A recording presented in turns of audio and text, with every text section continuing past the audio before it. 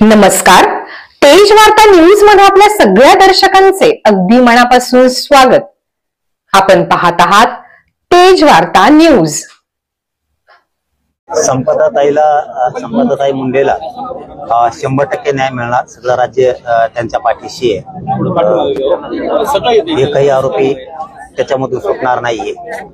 कुटुंबाचं म्हणणं होतं की SIT नियुक्त होणं गरजेचं आहे.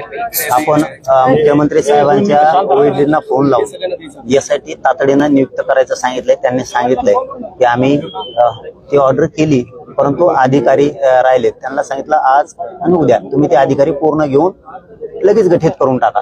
हे सांगितलं. त्यांनी सांगितलं की ठीक आहे, आम्ही आज उद्या 2 दिवसाच्या आत SITची समिती सगळी गठीत करतो. तोही शब्द कुटुंबियांना दिलाय. त्याच्यामुळे मुख्यमंत्र्यांच्या ओएडी साहेबांशी ते सविस्तर बोलणं झालं. माननीय आमचे उपमुख्यमंत्री एकनाथजी शिंदे साहेब यांच्याशी चर्चा झाली.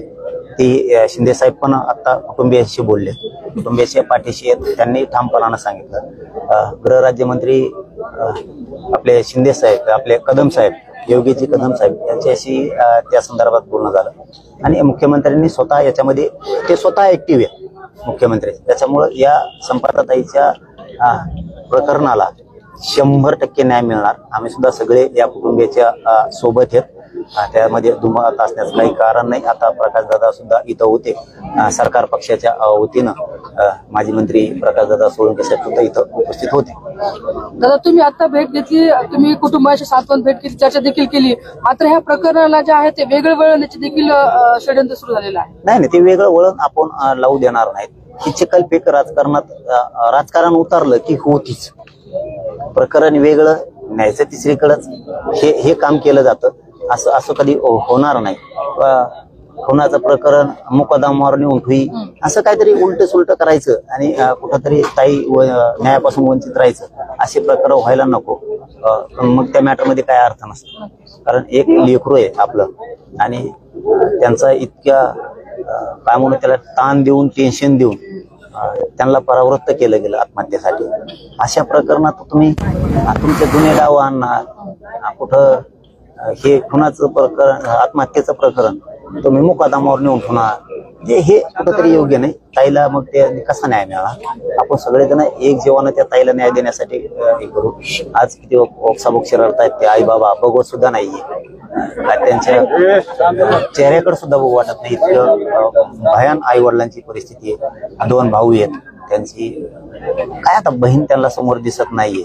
अवघड आहे. म्हणजे शब्दात काय काळीच कापल्यासारखं होतं. प्रकरणामध्ये ज्या दिदींनी मुलींना एक पत्र लिहिलं होतं 4 वेळी, त्या पत्रामध्ये माजी खासदारांचं नाव आलं होतं. थेट मुख्यमंत्र्यांनी एका कार्यक्रमामध्ये क्लीन चिट दिली. कुटुंबियांची मागणी की PS त्या खासदाराची चौकशी झाली पाहिजे. हे बघा, याचं त्याचं नाव घेण्यापेक्षा यासाठी चौकशीत कोणीच मागे राहणार, कोणी पण असो. पक्षपातीपणा होणार. मुख्यमंत्री साहेबांच्या ओएडीनं आताच आम्ही त्यांच्याशी बोललो. त्याच्यात मुख्यमंत्री फडणवीस साहेबांनी स्वतः लक्ष घातलंय. असं मुख्यमंत्री ओएडी साहेबांनी पण सांगितलंय. फडणवीस साहेब सुद्धा बोलणार होते. ते बिहारला कुठे गेल्यामुळे ते काहीतरी कार्यक्रम आहे, त्यामुळे कुटुंबाशी नाही बोलू शकले. आज उद्या 100% ते कुटुंबाला फोन लावून बोलणार आहेत लगेच. त्यामुळं एकदा SIT गठीत झाली, दूध का दूध पाणी का पाणी सगळ्यांचं होणार. एखाद्या आपण जे नाव घेतो तिसरे सुद्धा लय मोठे असू शकते. हे होऊ शकतं. मी कुटुंबाच्या पाठीशी, पण हे जरा यांची चिखल फेकायचं संपत आहे. हे राजकारणी मसाला याच्यात असला ना, मग आपल्याला काही सुचत नाही. त्यामुळे त्या कुटुंबियांना आपण खरं बोललो. मला या राजकारणाच्या लफड्यात पडलं ना, मला काही सुचत नाही. राजकारणी नुसते चिखल फेकी द्या का नाही घेणं. ते मेन मॅटर ताईला न्याय मिळायचं ते मागं राहतं. यांचं संपल्यावर मग मी शब्द दिला, ताईला न्याय मिळूस तर मी मागं हटणार नाही. या प्रकरणामध्ये डॉक्टरांच्या जातीवरून, आडनावावरून आणि जिल्ह्यावरून देखील हिनवल्या गेल्या. त्यामुळे कुठेतरी ते प्रवर्तन करण्यात गेला. हा देखील याच्यामध्ये खुलासा आलेला आहे. काही जणांचा मुद्दा होता की काही पुढाऱ्यांनी जिल्हा बदनाम केल्यामुळे एक प्रकरण घडतात असं काही बोलले होते नेते. कुटुंबियांचं म्हणणं आहे आमच्या ताईला न्याय मिळाला पाहिजे. सगळे आरोपी अटक झाले पाहिजे. SIT नियुक्त झालीच पाहिजे. त्याच्यातून आम्हाला आमच्या ताईला न्याय मिळणार आहे. त्यांनी सांगितलेले 4 कामं मी पूर्ण करून देणार. जसं महादेव भैया मुंडेंच्या प्रकरणामध्ये मला 3 कामं सांगितले होते, मी ते करून दिले. असे त्यांनी मला 4 कामं सांगितलेत, मी 4ही पण ते करून देणार.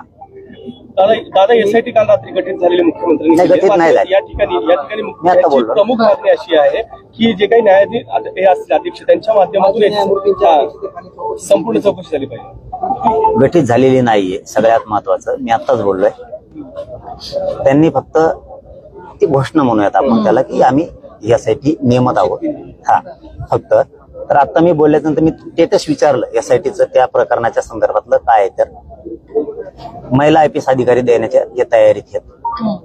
त्यांनी सांगितलं की आता म्हणणंच असेल तर आम्ही लगेच गठीत पण करतो, असंही होतं. परंतु कुटुंबाचे काही त्यांच्याशी चर्चा होणं गरजेचं होतं, म्हणून आता उद्याच्या दिवस तरी ते होत नाहीये. ते कुटुंबाशी चर्चा झाल्याच्या नंतर सगळं क्लिअर होईल, म्हणजे सरकारचं आणि कुटुंबाचं झाल्याच्या नंतर क्लिअर होईल. उद्या किंवा परवा यासाठी 100% गठीत होणार. या संपूर्ण प्रकरणामध्ये महिला आयोगाच्या अध्यक्षांनी पत्रकार परिषद घेतली आणि यानंतर आता राज्यभरातून रोष पाहायला मिळतोय. अजितदादांनी सुद्धा शब्द दिलाय की कारवाई झाली पाहिजे. या संपूर्ण प्रक्रियेकडे तुम्ही कसं बघता, कारण त्यांना अधिकार तसे नाहीत असं आम्ही अजितदादांना सुद्धा आता गाडीत बसल्यावर या विषयात बोलणार आहे, या प्रकरणाच्या विषयात. तेही कुटुंबाला मी शब्द दिलाय की मी त्यांच्याही कानावर टाकतो. इथून पुढे तेही सतर्क राहते की असं वाचकून पुढे बोलायचं मंत्र्यांनी किंवा त्यांच्या संबंधित पदाधिकाऱ्यांनी याच्यावर ते लक्ष ठेवतील असं मी त्यांना गाडीत सांगणार आहे. 100% ते इथून पुढे तरी अजितदादा 100% त्यांच्या मंत्र्यावरती आयोगाच्या अध्यक्षांवरती अंकुश ठेवतील, हे मात्र 100% होईल. राज्यामध्ये महिला सुरक्षित सरकारकडून न्याय मिळेल असं वाटतं. आणि मग आपण काय आलाय, आपण आहेत ना. दादा, राज्य आरोग्य विभाग आणि आरोग्य या घटनेबाबत त्यांचं काही याच्यावरती काही नियंत्रण. हा बघ भाई, मी एक सांगतो, मला लय बोलायची सवय. मी धोरणाला जाणतो यांना सगळ्यात, पण यांचं लपडं संपून द्या एकदा या राजकारणाचं. हे नुसते चिकलपिकी देत. ताईचा न्याय घेणं हे डोळ्यासमोर ठेवलं पाहिजे प्रत्येक राजकारण्या. याच्या आडून मुकादम सोडून आण, हे करून आण, हे मला नाही आवडत. ताई आधी ते नंतर करा ना, मी नाही म्हणत नाही. तुम्ही मुकादम सोडून आणा, तुम्हाला काय करायचं करा, पण ते नंतर. आज ताईच्या घरात एवढं मोठं दुःख कोसळलंय, तिला न्याय देण्यासाठी SIT नेमायची. आरोपी कोण कोण आहेत, सहआरोपी कोण कोण आहेत, हे पुरे टीम जेलात पडली पाहिजे एकदा सडक. मग बाकीचे कुठं करा ना. म्हणजे ह्या हत्येच्या आडून तुम्हाला दुसरे काम करून घ्यायचे, भरकटायचं पुन्हा हे मॅटर. आणि ताईचं मॅटर असंच कितपत पडू द्यायचं, हे योग्य नाही. आपण याला बरोबर सोयीला लावू. राज्यामध्ये महिला सुरक्षित नाहीत असं देखील समोर येत आहे. गृह विभागाचं या ठिकाणी अपेक्षा असल्याचं दिसून येत आहे.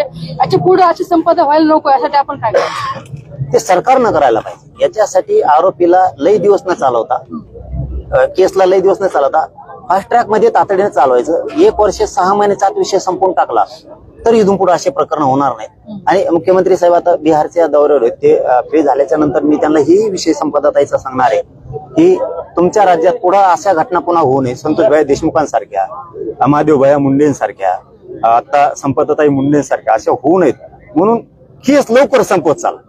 आरोपी धरायचे, SIT नियुक्त करायचे, तपास ताबडतोब करायचा, चार्जशीट ताबडतोब दाखल करायचं, फास्ट ट्रॅक कोर्टात चालून विषय आरोपी डायरेक्ट फाशीवरती नेऊन चढवायचे, म्हणजे मॅटर होणार नाही तिथून पुढे. कारण हे मॅटरची मागणी आपण ती पण केली त्यांच्याकडे, शिंदे साहेबांकडे सांगितलं आता, एकनाथ शिंदे साहेबाला आणि मुख्यमंत्री साहेबांच्या वैद्यांना सांगितलं फास्ट ट्रॅक कोर्टात चालवा हे मॅटर. कुटुंबाने ही देखील मागणी केलेली आहे की आता त्यांना फलटण प्रशासनावर अजिबात विश्वास राहिला नाही.